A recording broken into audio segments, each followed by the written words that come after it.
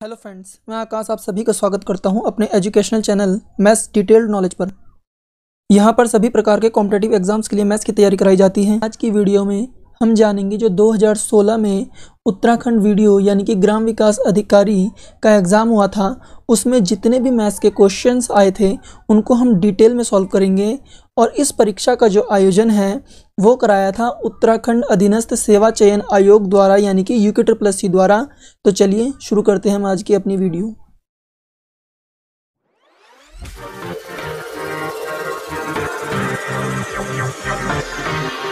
सुनीता 1 घंटे में 2700 शब्द टाइप कर सकती हैं। 3 मिनट में वह कितने शब्द टाइप करेगी? 1 घंटे यानी कि 60 मिनट में सुनीता जो है 2700 वर्ड्स टाइप करती हैं। यहाँ 0 से 0 कैंसिल हो जाएगा, 2 से कैंसिल आउट हो जाएगा, 2 3 6, 2 एकम 2, 2 3 6, 2 पंजे 10। इसका मतलब जो सुनीता हैं वो 3 मिनट में 135 वर्ड्स टाइप कर सकती हैं, यानी कि ऑप्शन डी इसका लुधियाना को प्रत्येक 4 घंटे में एक बस जाती है। बस के लुधियाना रवाना होने के 20 मिनट बाद इसकी घोषणा की जाती है। अगली बस 4:30 PM पर जाएगी, तो इसकी घोषणा किस समय की जाएगी? जो नेक्स्ट बस है वो 4:30 PM पर जा रही है और हर 4 घंटे में एक बस लुधियाना के लिए रवाना होती है। यानी जो इससे पहले बस गई होगी वो इससे 4 घंटे पहले गई होगी, यानी कि 12:30 बजे। और इसके 20 मिनट बाद यानी कि 12:50 पर अनाउंसमेंट किया गया है कि जो अगली बस है वो 4:30 PM पर जाएगी। यानी कि जो अनाउंसमेंट हुआ है वो हुआ है 12:50 पर। एक 80 पैरों वाले भैंसों के झुंड में आधी भैंसों का एक सींग था एवं शेष आधी के 2 सींग थे, तो इस झुंड में कुल कितने सींग थे? यानी कि जो भैंस थी उनके कुल पैर 80 थे और एक भैंस के 4 पैर होते हैं। इसका मतलब कुल भैंस कितनी हो गई? 20, जिनमें से आधी भैंस यानी कि 10 भैंस के एक सींग थे और आधी 10 के 2 सींग थे। तो जो टोटल सींग होंगे इनके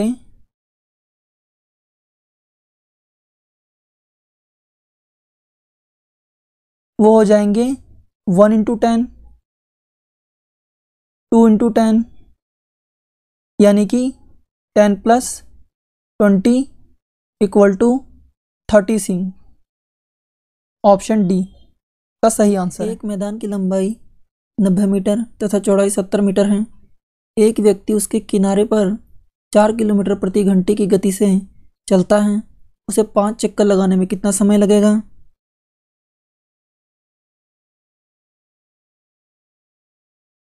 ये 90 मीटर हो गया और ये 70 मीटर हो गया।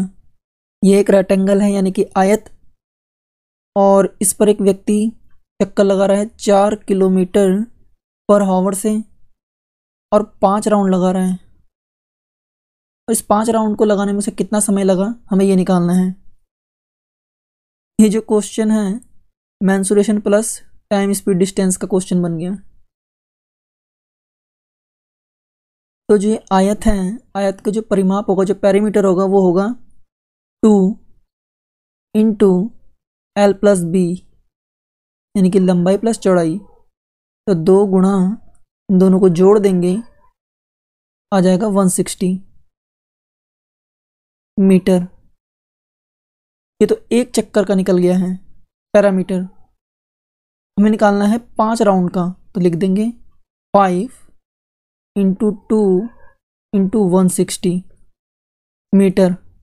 ये तो इसकी पूरी डिस्टेंस हो गई। अब हमें स्पीड भी दी है जो है 4 किलोमीटर पर आवर। इसको हम मीटर पर मिनट में कन्वर्ट कर लेंगे क्योंकि यहाँ ऑप्शन में मिनट दिया गया है। तो 1 किलोमीटर बराबर होता है 1000 मीटर, और मिनट में कन्वर्ट करना है तो नीचे 60 लिख देंगे मिनट। 0 से 0 कैंसिल, इस 0 से ये 0 कैंसिल, 5 से ये कैंसिल, 5 दूनी 10, 2 से ये कैंसिल, 4 से ये कैंसिल, मिनट से मिनट कैंसिल, तो यहाँ निकल के आ गया 4, तो ऊपर ये बच रखा है और नीचे ये 6 है जो ऊपर जाके गुणा में आ जाएगा, यानी कि 6 चौक 24 मिनट।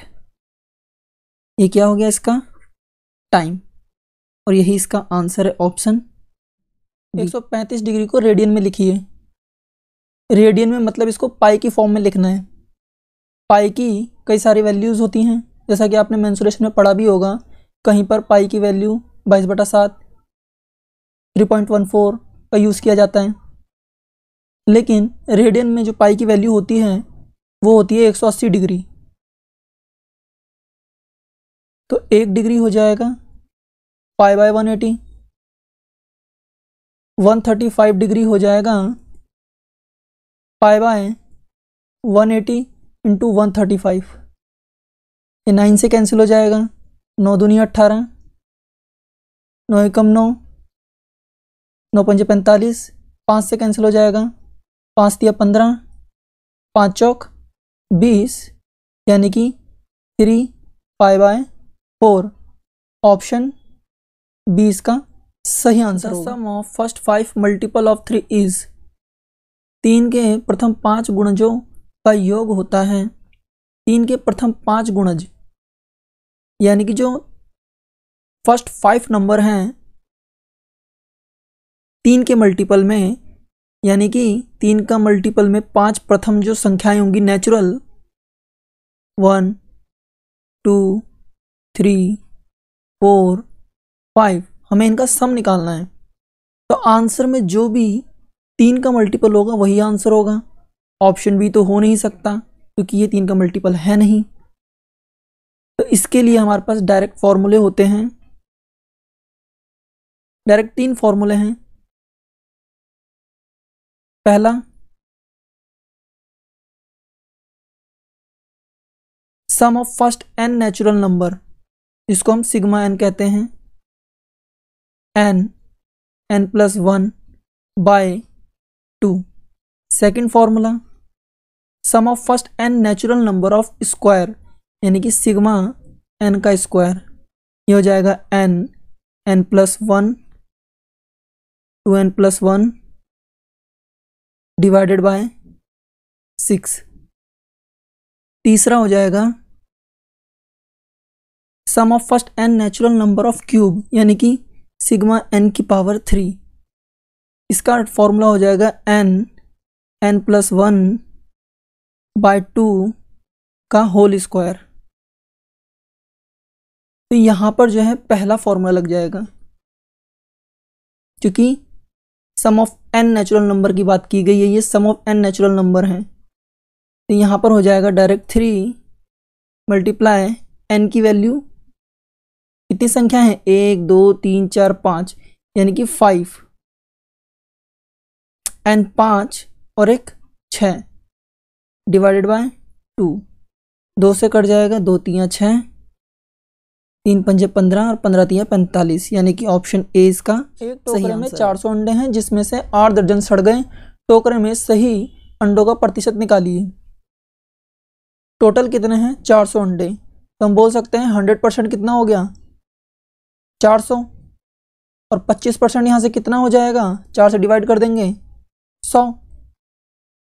अब ये कह रहा है 8 दर्जन सड़ गए, तो इसका मतलब 1 दर्जन में कितने अंडे होते हैं 12, तो 8 दर्जन में कितने होंगे 12 मल्टीप्लाई बाय 8, यानी कि 12 अट्ठे 96, अप्रॉक्स 100। तो जो 100 एग हैं वो सड़ गए, तो बचे कितने 300 एग, जो कि अप्रॉक्स 75% होंगे। इसके आसपास केवल एक ही वैल्यू है 76%, जो कि इसका सही आंसर है। हम इसे ऐसे भी कर सकते हैं कि 400 अंडे हैं, जो कि है 100%।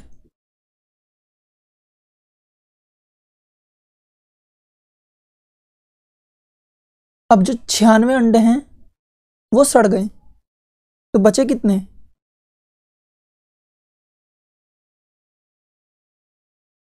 403 एग बच गए। इन्हीं का हमें परसेंट निकालना है। तो यहाँ से हमें पता चल गया कि 1 एग की वैल्यू हो जाएगी अपने पास 100/400%, और 304 एग की वैल्यू हो जाएगी यहाँ से 100, 400, 304 काट देते हैं, 4 सत्ते 28 और 4 छिंग 24, यानी कि 76% इसका आंसर, यानी option fill in the blank, रिक्त स्थान भरें। जो ये खाली स्पेस दिख रहा है हमें इसे फिल करना है। ये क्वेश्चन तो बहुत आसान है, लेकिन इसको करने से पहले मैं आपको थोड़ा सा कुछ इसके बारे में बता दूं। ये जो क्वेश्चन है ये है नंबर सीरीज का, संख्या श्रृंखला। इनमें बहुत सारे टाइप होते हैं सीरीज के, जैसे कि नॉर्मल सीरीज में जो सीरीज बनती है वो प्राइम नंबर के बेस पर बन सकती है, परफेक्ट स्क्वायर के बेस पर बन सकती है, परफेक्ट क्यूब के बेस पर बन सकती है। कुछ सीरीज अर्थमेटिक सीरीज होती हैं, ज्योमेट्रिक सीरीज होती हैं, मिक्स सीरीज होती हैं। मिक्स सीरीज में भी काफ़ी सारी कैटेगरीज हो सकती हैं, जैसे कि 2 टायर अर्थमेटिक सीरीज, 2 स्तरीय अंकगणितीय श्रृंखला, 3 टायर अर्थमेटिक सीरीज, 3 स्तरीय अंकगणित श्रृंखला, arithmetic geometric series, geometric arithmetic series, twin series. Twin series में 2 सीरीज एक साथ चलती हैं। अदर सीरीज में क्या होता है, जैसे कि सीरीज होती है डिफरेंस के बेस पर आ सकती है, रेशियो के बेस पर आ सकती है, मल्टीप्लिकेशन के बेस पर आ सकती है, मल्टीप्लिकेशन प्लस एडिशन के बेस पर आ सकती है, और इसी तरह से बहुत सारी जो हैं सीरीज बन सकती हैं। जो ये क्वेश्चन में सीरीज दी है ये परफेक्ट स्क्वायर के बेस पर दी है, जैसा कि आप देख ही रहे हैं। 1 का स्क्वायर 1 है, 2 का स्क्वायर 4 है, 3 का स्क्वायर 9 है, 4 का स्क्वायर 16 है, 5 का स्क्वायर 25 है, और 6 का स्क्वायर यहाँ पर हो जाएगा 36, 7 का स्क्वायर 49 है, यानी कि जो हमारा आंसर होगा वो 36 होगा, ऑप्शन 3। अलग अलग चौराहों पर ट्रैफिक की बत्तियां क्रमशः प्रत्येक 48 सेकंड, 72 सेकंड तथा 108 सेकंड पर बदलती हैं। यदि वे सुबह 7 बजे एक साथ बदलती हैं तो इसके बाद वे फिर एक साथ कब बदलेंगी? ये क्वेश्चन है HCF LCM का। HCF यानी कि हाईएस्ट कॉमन फैक्टर और LCM यानी कि लोएस्ट कॉमन फैक्टर। ये जो क्वेश्चन है ये है LCM के बेस पर।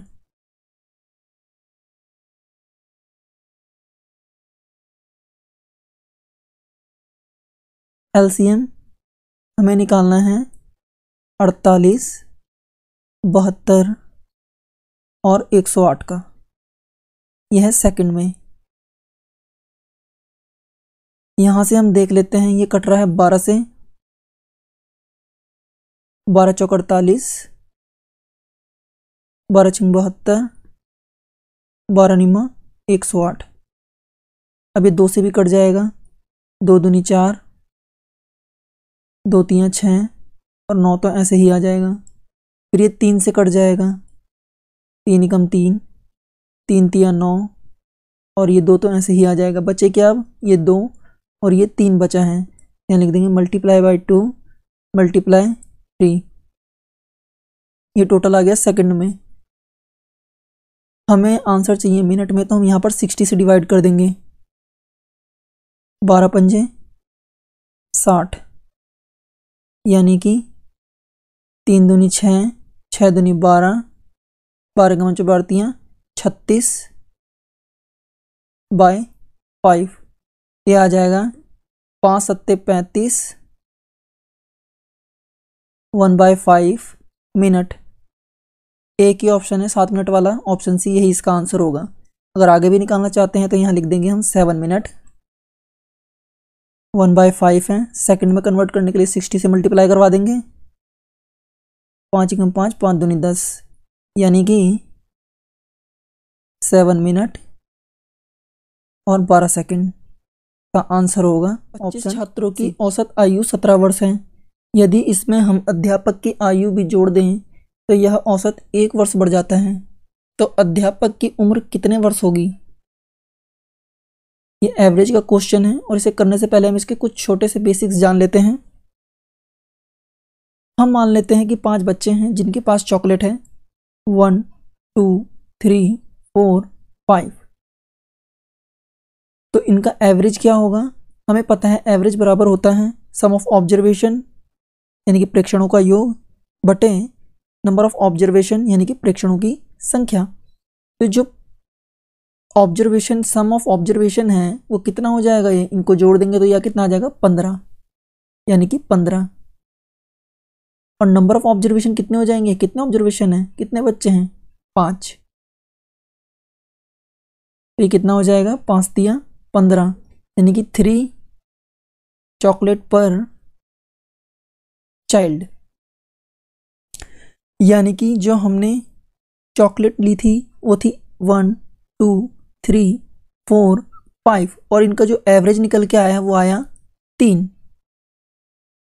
और यहाँ से हम क्या समझे कि 3 चॉकलेट पर चाइल्ड यानी कि हर बच्चे के पास 3 चॉकलेट हैं, यानी कि 3 3 3 3 3 और अभी भी एवरेज कितना हो जाएगा? 3। औसतन 3 चॉकलेट हर बच्चे के पास होगी। कहने का मतलब है कि जो चॉकलेट के नंबर हैं वो डिपेंड नहीं करते हैं एवरेज पर। जो एवरेज है हम उसे ही मान लेते हैं कि सभी के पास 3 चॉकलेट हैं। तो यहाँ से हमें यह पता चलता है कि एवरेज का मतलब है इक्वल डिस्ट्रीब्यूशन, अर्थात सभी में बराबर बराबर बांटना। अब दूसरी चीज, यहाँ से इनका डिफरेंस कितना आ रहा है? -2 -1 0 +1 +2 और इनका जो सम आ रहा है यानी कि इनका जो योग आ रहा है वो कितना आ जाएगा? यानी कि टोटल -2 -1 0 1 2 0। इसे हम बोलते हैं नेट डेविएशन यानी कि टोटल डेविएशन, टोटल विचलन। अगर टोटल विचलन 0 आता है इसका मतलब है जो हमने एवरेज माना है वो सही है, और अगर नेट डेविएशन 0 नहीं आता है तब इसका मतलब होगा कि हमने जो एवरेज माना है वह गलत है। तब इसे हम किस प्रकार सही करेंगे ये हम जानेंगे जब एवरेज की डिटेल क्लास कराई जाएगी। तो यहाँ से 2 मोटी बातों को पता चलता है कि एवरेज का मतलब है इक्वल डिस्ट्रीब्यूशन और नेट डेविएशन अगर 0 होगा तो जो हमने एवरेज माना है वो करेक्ट होगा। अब हम आते हैं अपने मेन क्वेश्चन पर। 25 छात्रों की औसत आयु 17 वर्ष है। तो हम मान लेते हैं कि जितने भी छात्र हैं सभी की आयु जो है 17 वर्ष है।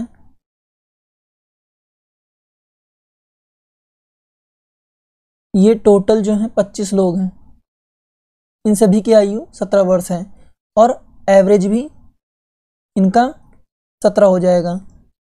अब हमने कहा कि इसमें एक टीचर शामिल हो गया है। हमने कहा उसकी भी एज 17 वर्ष है। अगर टीचर की भी एज 17 वर्ष है तो इस एवरेज पे कोई इफेक्ट नहीं पड़ेगा, एवरेज भी कितना आ जाएगा? 17। लेकिन क्वेश्चन में कहा है कि अध्यापक के आने पर जो औसत एज है वो 1 वर्ष बढ़ जाती है। तो अब कुल कितने लोग हो गए यहाँ से यहाँ तक? टोटल मिला के 26। तो जब ये टीचर आए तो सभी का क्या है? एक इंक्रीज हो गया। यानी कि 26 लोग थे तो 26 इंक्रीज हो गया। तो हमने कहा टीचर की एज हमने मान ली थी 17 है, लेकिन टीचर के आने पर 26 इंक्रीज हो गया है। तो इसका मतलब जो टीचर आया वो 17 का नहीं 43 ईयर्स का था। ऑप्शन नंबर ए इसका सही आंसर होगा। अगर आपको हमारी वीडियो पसंद आए तो आप हमारे इस चैनल को सब्सक्राइब कर लीजिएगा और साथ ही बेल आइकन को प्रेस कर लीजिएगा ताकि आने वाली सभी लेटेस्ट वीडियोस के नोटिफिकेशन आपको समय पर मिल सकें। धन्यवाद।